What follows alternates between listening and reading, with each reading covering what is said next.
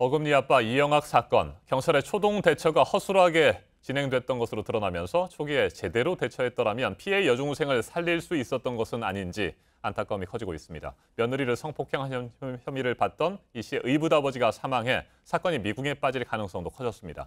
김광삼 변호사와 한 걸음 더 들어가겠습니다. 어서 오십시오. 네, 안녕하세요. 네, 변호사님. 이병학의 의붓아버지 사망부터 얘기를 해보죠. 경찰은 스스로 목숨을 끊는 것으로 보고 있고 누명을 벗겨달라는 유서도 발견을 했습니다. 성관계를 며느리와 가진 것은 인정을 했지만 끝까지 성폭행 혐의에 대해서는 부인을 했다고 봐야겠군요. 그렇죠. 처음에 고소를 당했을 때는요. 손끝 하나 건드리지 않았다 이렇게 얘기를 했었죠. 그런데 그 이후에 추가 고소가 되면서 DNA가 검출되니까 그때는 이제 성관계를 인정했어요. 그런데 며느리가 유혹해서 합의하에서 했다. 그리고 총기를 가지고 강압적으로 성관계를 한 사실이 없다. 이런 식으로 얘기를 했거든요. 그 뒤에 거짓말 탐지했었고요. 이번에 사실 3차 조사를 앞두고 있었는데도 여기 아마 심적 부담을 굉장히 느낀 것으로 봅니다. 그래서 유서 내용 자체는 얼굴을 들고 다닐 수 없다. 그리고 누명을 벗겨달라 했는데 누명이라는 것 자체가 일단 성관계를 한번 한 것은 뭐 인정하지 않습니까? 네. 그래서 본인이 강압적으로 어떤 성폭행을 한 것은 아니다.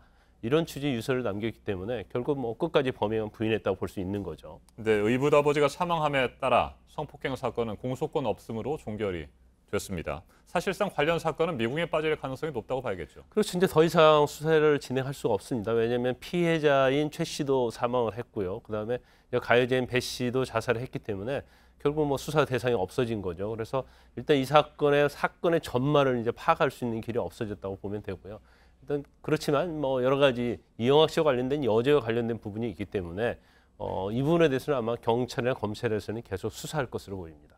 네, 의붓아버지의 성폭행 혐의에 대한 수사 과정에서 검찰이 체포영장을 수차례 기각을 했습니다. 너무 안이하게 상황을 판단한 것 아니냐 이런 지적도 있는데 어떻게 보십니까? 물론 이제 그런 지적은 있을 수는 있죠. 하지만 일단 성폭행 사건에서 가해자가 이제 부인을 하는 경우에 있어서는 피해자와 가해자 진술 중에서 누구 진술이 신빙성 있느냐에 따라서 유죄 무죄가 달라지는 거거든요. 그렇기 때문에 검찰의 입장에서는 특히 자살한 피해자 가해자 다 자살했죠. 그래서 피해자의 어떤 진술 자체가 이제 마지막인 그 배 씨와 그러니까 의붓 시아버지와 성관계 자체는 뭐 증거를 확보해서 간 거 아니겠습니까? 네. 그러면 그 부분은 성폭행 되기 어려운 부분인데 이전에도 성폭행을 당했다고 계속 주장을 하고 있고 또 가해자인 배 씨도 부인을 하고 있기 때문에 아마 검찰 입장에서는 영장을 신청할 수 있는 데서 굉장히 좀 망설여졌던 것 같습니다. 그리고 기소를 하면 유죄가 나와야 하는데 그 부분에 대해 굉장히 심적 부담감이 있기 때문에 증거를 더욱더 확보하기 위해서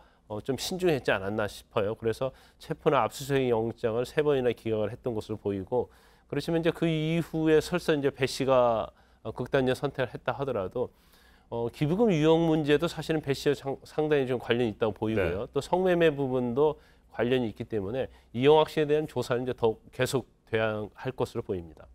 네, 앞에서도 전해드렸습니다만 피해자 여중생이 실종됐을 당시에 경찰의 초기 대응이 너무나도 안이했고 허술했습니다. 실종 수사의 기본 매뉴얼조차 지키지 않았는데 어떻게 평가하십니까? 일단 뭐 기본 매뉴얼만 지켰다 하더라도 사실은 이 피해자의 여중생 사망을 좀 막을 수 있었을 것 같아요. 왜냐하면 이제 초기 대응을 어떻게 하느냐에 따라서 굉장히 중요하고 골든 타임이라는 게 있거든요. 네. 그 골든 타임 내에 어떤 초기 수사를 하느냐에 따라서 사건의 결과가 굉장히 달라지는데 일단 매뉴얼을 지키지 않는 건 맞죠. 왜냐하면 실종 신고가 되고 그런 경우에서 가장 중요한 것은 실종자가 마지막에 누굴 만났냐가 굉장히 중요하거든요. 그런데도 불구하고 경찰은 누굴 만났는지를 확인하지 않았어요.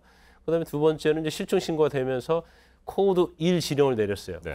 코드 1 지령은 어떤 실종자의 신체나 생명에 긴급한 상황이 발생한다랄지 아니면 이제 현행범을 목격했을 때 현행범을 목격했다는 그런 신고 접수가 됐을 때 발생하는 긴급한 상황의 경우에 지령을 발령을 하거든요. 그런데 하라고 지령을 내렸음에도 불구하고 출동하지 않고 출동을 한 것처럼 거짓말을 했다는 거고요. 그다음에 세 번째는 사실 어떤 실종 선고 자체가 범죄 의혹과 관련이 있으면 경찰서장이 바로 보고하도록 경찰 내규에 정해져 있거든요. 근데 그런 것들은 이제 전혀 지키지 않았죠. 그래서 사실 처음에 초동 수사만 잘했다고 한다고 하면 귀중한 생명을 구할 수 있었는데 그런 것들이 굉장히 부실했다 이렇게 우리가 지적할 수 있습니다. 네, 해당 경찰서장을 비롯해서 관련 경찰 9명이 앞으로 징계를 받게 될 텐데 징계만 한다고 해서 끝날 문제는 아닌 것 같고요. 근본적인 대책 마련이 필요할 것 같은데 어떻게 보십니까? 일단 중랑 경찰서장에 대해서는 뭐 인사 조치를 이제 문책을 했고요. 나머지 6명에 대해서도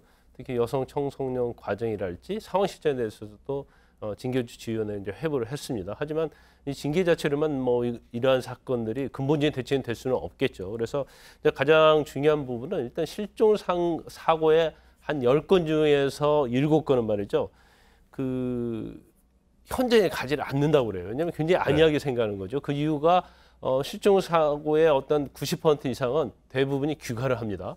그러니까 거기에 대해서 안이하게 생각하고 조치를 취하지 않고 설사 코드 1 지령을 한다 하더라도 집으로 돌아오겠지 하는 그런 굉장히 안이한 생각을 갖고 있는 것 같고, 그다음에 이제 경찰의 시스템에 좀 문제가 있다고 봐요. 왜냐하면 지금 실종 신고와 관련된 부분은 여성 청소년과에서 이걸 관할을 하고 있거든요. 근데 여성 청소년과는 주로 성폭력이랄지 가정폭력을 전담으로 하고 있는데 또 사건도 굉장히 많습니다. 그런데 이러한 여성 청소년과에 이걸 전담하기로 하는 건 좀 문제가 있고요.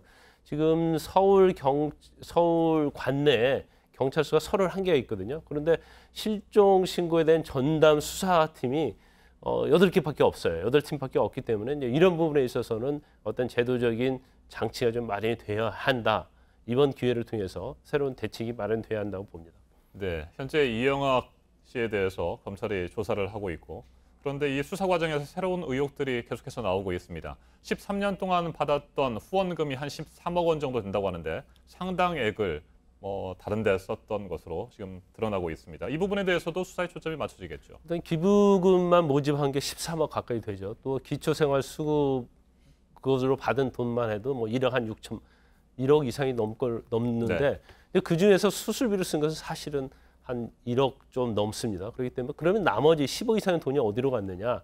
그 부분에 대해서는 사실 지금 계좌 추적을 통해서 수사를 하고 있어요. 그런데 지금 기부금에 관한 기부금 모집과 사용에 관한 그런 법률을 보면 1,000만 원 이상의 기부금을 모집할 때는 사용 계획서랄지 모집 계획서를 자치단체에 제출하도록 되어 있거든요. 그러니까 등록을 하도록 되어 있어요. 그리고 만약에 속임수나 기타 방법을 써서 부정한 방법으로 기부금을 모집하면 그 부분에 대해서는 3년 이하 징역이나 3천 이하 벌금에 처하도록 되어 있거든요. 그래서 경찰에서는 기부금 유용에 관한 문제도 지금 수사를 하고 있기 때문에 결과는 곧 나올 것으로 보입니다.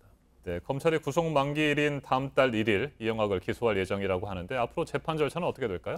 일단 검찰은 현재 수사 중인 사건에 대해서는 구속 만기가 다음 달 1일이거든요. 네. 그래서 지금 살인과 사체 유기에 대해서만 지금 검찰이 송치받은 범죄 사실이에요. 그렇지만 그 이후에 이제 수사를 계속하면 성매매 알선이랄지 모집 기금에 대한 유용 문제 이런 것들이 나오기 때문에 이제 추가 병합해서 기소할 가능성이 크다고 봅니다. 네, 끝으로 한 가지만 더 여쭙겠습니다. 경찰이 이영학의 딸에 대해서 구속영장을 다시 신청했습니다. 이번에는 영장이 발부될 것으로 보시는지? 지난번에 사체 유기에 대해서만 영장을 청구했었죠. 그런데 이번에는 이제 미성년자 유인 부분이 범죄로 추가가 됐어요. 그런데 사실 이제 도주나 증거인멸 우려가 있느냐 그 부분이 굉장히 논란이 될 것 같습니다. 하지만 전체적으로 수사 경과를 지켜보면 아버지인 이영학 씨의 어떤 범행, 특히 살해에 굉장히 가담한 것이 적극적이거든요. 그래서 그런 부분들이 재판부에서 영장 전담 판사가 판단을 해볼 때 구속할 가능성이 필요하느냐, 구속의 필요성에 따라서 아마 판단할 것으로 보이는데 저는 이제 개인적으로 생각으로는 영장이 발부되는 것이 또 이 이영학 씨 딸에 대해서도 어떤 신변 자체의 어떤 보호 측면 그리고 향후 수사에 있어서도 신변을 확보해야만이 어떤 수사의 어떤 단서나 아니면 범죄 사실을 확정하는 데서도 굉장히 중요하기 때문에 영장을 발부하는 것이 맞지 않나 싶습니다. 알겠습니다. 김광선 변호사님 말씀 잘 들었습니다. 네.